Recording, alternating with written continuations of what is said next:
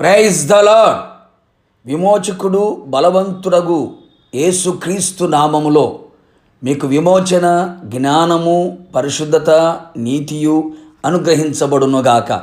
ఈ దినపు యేసయ్య జీవపు మాట యెషయా గ్రంథం 63వ అధ్యాయం 9వ వాక్య భాగం. ప్రేమ చేతను తాలిమి చేతను వారిని విమోచించెను. విశ్వాసమునకు కర్తయు దాన్ని కొనసాగించువాడైన యేసు వైపు చూచుచు ఎదుట ఉంచబడిన పరుగు పంద్యములో ఓపికతో పరిగెత్తుచున్న నా దేవుని ప్రియులారా, విశ్వాస సంబంధులారా, మన యేసయ్య మనలను విమోచించిన విమోచకుడై ఉన్నాడు. మన విమోచకుడు బలవంతుడు, సజీవుడై ఉన్నాడు. అందును బట్టి ఆయనకు స్తోత్రము కలుగునుగాక. శాశ్వతమైన ప్రేమను మన ఎడల కలిగి ఉన్న దేవుడు ఆయన. మన కొరకు రక్షకుడాయను. మన యావత్ బాధలో ఆయన బాధ నొందెను. ఆయన మహాకనికరము గల దేవుడు. ఆయన కనికరము మితిలేనిది. మన మీద ఉన్న మిక్కుటమైన ప్రేమ వలన, మితిలేని కనికరము వలన ఆయన మనలను విమోచించెను, విడిపించెను, విడుదల కలుగు చేసెను.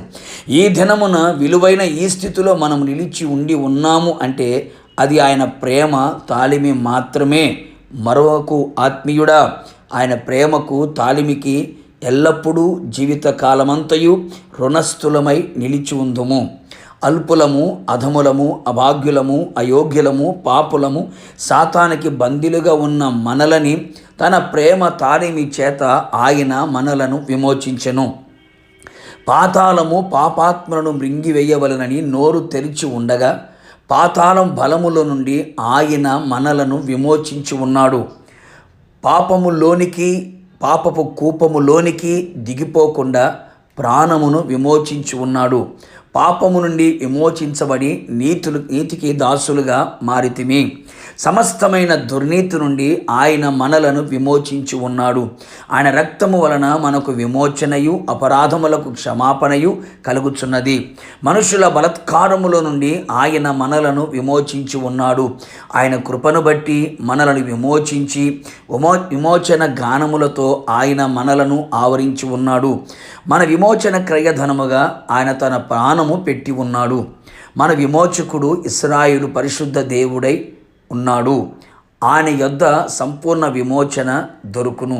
అంతేగాక విమోచకుడుగా ఆయన వచ్చి మనలో ఉన్న భక్తిహీనతను తొలగించి భక్తిలో సంపూర్ణతను, యథార్థతను, నిష్కలంకమును ఆయన మనకు అనుగ్రహించును. అవును ప్రియులారా, మనమందరము వెండి బంగారముల వంటి క్షయ వస్తువుల చేత మనము విమోచింపబడలేదు. అమూల్యమైన రక్తము చేత, నిర్దోషమును నిష్కలంకమునగు గొర్రెపిల్ల వంటి క్రీస్తు రక్తము చేత విమోచించబడితిమి. ఇట్టి విమోచన మనకు యేసయ్య తన ప్రేమ తాలిమి చేతనే మనకు అనుగ్రహించి ఉన్నాడు. దేహ విమోచనము పొందిన వారమై యేసయ్యతో యుగయుగములు నిలిచి ఉందుము గాక. ప్రార్థన. మా విమోచకుడా, బలవంతుడా, సజీవుడా యేసయ్య, నిత్యము మిమ్మల్ని స్తుతించుచు ఉన్నాం. మీరెంతైనా మంచి దేవుడవు.